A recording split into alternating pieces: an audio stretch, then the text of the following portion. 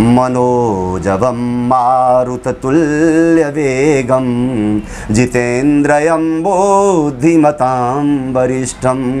वातात्मजं वानरयुद्धमुख्यं श्रीरामदूतं शरणं प्रपद्ये। हनुमान जी कलयुग में जैसे शनिदेव हैं, शनिदेव से पीड़ित वह हनुमान जी की आराधना से सब प्रकार के ग्रहों अनुकूल हो जाता है। हनुमान जी जो हैं जीवन की कहते हैं, हनुमान जी बाल्यकाल में जब शनिदेव रास्ते पे नहीं आए, अच्छा, सूर्य से जब हनुमान जी आराधना करके तपस्या किए तो सूर्य भगवान अपनी गुरु दक्षिणा में हनुमान जी से कहा कि बेटे हनुमान, शिष्य हनुमान, तुम मेरे शनि को रास्ते पे लाओ। अच्छा, अर्थात जिस पर शनि की दृष्टि है, वक्र दृष्टि है, उस दृष्टि को तुम अनुकूल करो, क्योंकि ग्रहों का ऐसा प्रभाव होता है। सूर्य जो है इंसान के अंदर तेज प्रदान करते हैं, चंद्रमा जीवन में शांति प्रदान करते हैं, मंगल अर्थात हनुमान जी हिष्ट पुष्ट स्वस्थ रखते हैं, क्योंकि हनुमान जी के आशीर्वाद से जब हिष्ट पुष्ट रहेगा, स्वस्थ रहेगा, तो वह सुख संपत्ति वैभव हर चीज में, उनकी विभव में जो है हर चीज में वृद्धि होगा। अर्थात हनुमान जी की आराधना करने से जीवन में कोई भी ऐसा चीज नहीं है जो वह संभव नहीं कर सकता। तो मंगल हिष्ट पुष्ट स्वस्थ रखते हैं। बुध और बृहस्पति हनुमान जी की प्रेरणा से, क्योंकि बुद्धि के दाता है हनुमान जी, जैसे विघ्नहर्ता गणेश हैं ऐसे संकट नाशक गणेश हनुमान जी हैं। अर्थात बुध और बृहस्पति अनुकूल हो जाता है। इंसान हनुमान जी की आराधना करने से कठिन से कठिन चीज को सरल कर देता है। जैसे कोई विद्या अध्ययन है, कोई कार्य रुका हुआ है, तो हनुमान जी की आराधना मात्र से श्रद्धा भक्ति भाव से, क्योंकि हनुमान जी एक ऐसे हैं विश्वासो फलदायक। हनुमान जी कहते हैं कि तुम मुझे थोड़ी देर के लिए तन मन धन मेरे प्रति समर्पण कर दो। हनुमान जी विशेष रूप से कलयुग में इनकी आराधना का है कि हनुमान जी को चोला चढ़ाएं,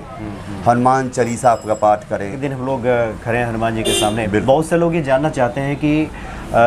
भगवान शनि के दोष से मुक्ति के लिए, उनके कृपा प्राप्ति के लिए हनुमान जी का कौन सा उपाय किया जाए जिससे कि भगवान शनि भी प्रसन्न हो जाए और लोगों का राह आसान हो जाए। शनि की प्रभाव के लिए, शांति के लिए सबसे सुगम एवं सरल उपाय ये है कि सुंदरकांड, जो रामचरितमानस में सबसे सरल है सुंदरकांड, वह शनिवार और मंगलवार को श्रद्धा भक्ति भाव से घी का दिया जला करके या सरसों तेल के दिया जो संभव हो उनके पास में, वह उनको अर्पण करके तुलसी पर राम नाम लिख करके,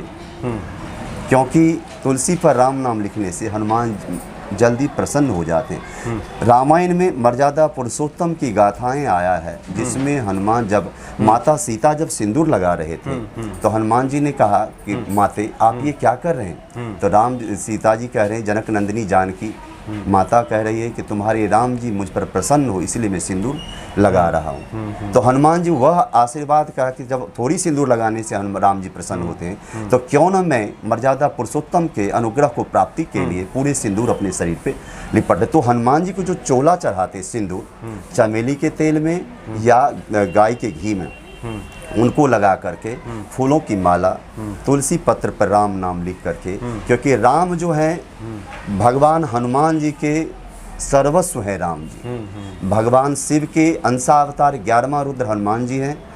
इसीलिए अब महादेव राम के भक्त हैं और राम महादेव के भक्त हैं। तो इसलिए जो हनुमान जी को विशेष रूप से मंगलवार और शनिवार को चोला चढ़ाता है, घी या दीप का दीपक जलाता है, उनका कंद मूल फल इकट्ठा करके उनको अर्पण करते हैं, घर में हनुमान चालीसा का पाठ करते हैं, हनुमान यंत्र रखते हैं, आराधना, उससे उनकी जो है शनि की प्रभाव कम होता है। क्योंकि शनि का जब प्रभाव होता है इंसान को,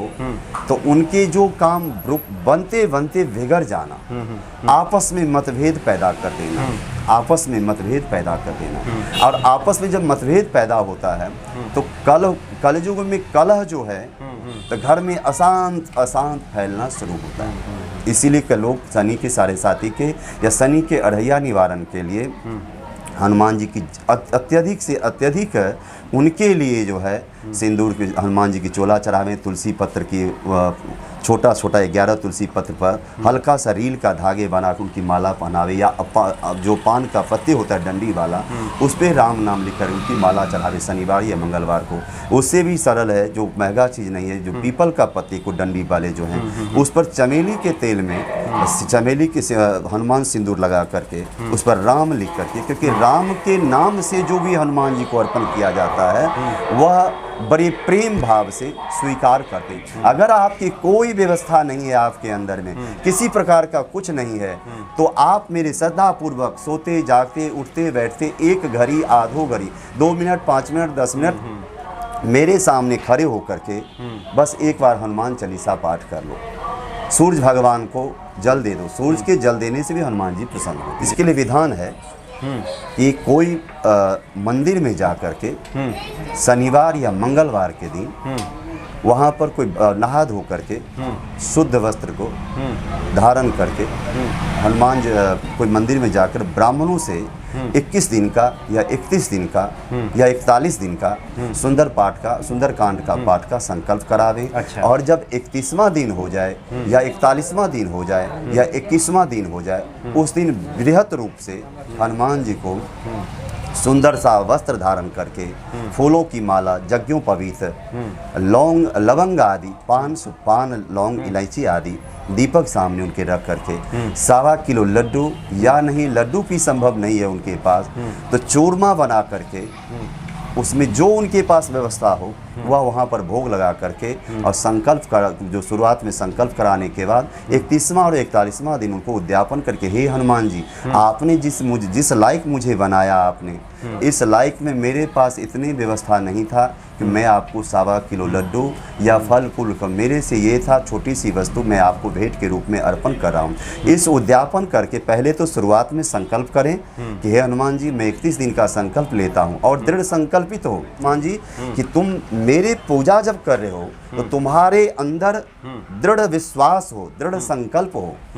कि हे हनुमान जी, चाहे आप मुझे कितने भी याचना क्यों न दे, संसारिक माया मुझे कितने भी अड़चने क्यों ना आए, मुझे ये आप मेरी कार्य को पूरा करें। भगवान हनुमान संकट मोचन कहते हैं कि तुम एक हाथ आगे बढ़ाओ, मैं तुम्हारे 10 हाथ आगे बढ़ाऊं, मैं तुम्हें गिरते हुए को थाम करके उठाना हूँगा, मैं तुम्हें अनेक संकट से बचाएंगे, तुम्हारी जो भी मन की अभिलाषा वो पूर्ण करेंगे। इस तरह से हनुमान जी को जो श्रद्धापूर्वक जो 21 दिन या 41 दिन या 31 दिन जो सुंदरकांड करता है, या संकट मोचन हनुमान जी जो होते हैं, बाल समय रविभक्त लियो, या वज्रंगवान जो होता है नियम पूर्वक जो करते हैं, वह हनुमान जी को डायरेक्ट हनुमान जी के कानों से जाकर डायरेक्ट राम जी के कानों में जाता है। और हनुमान जी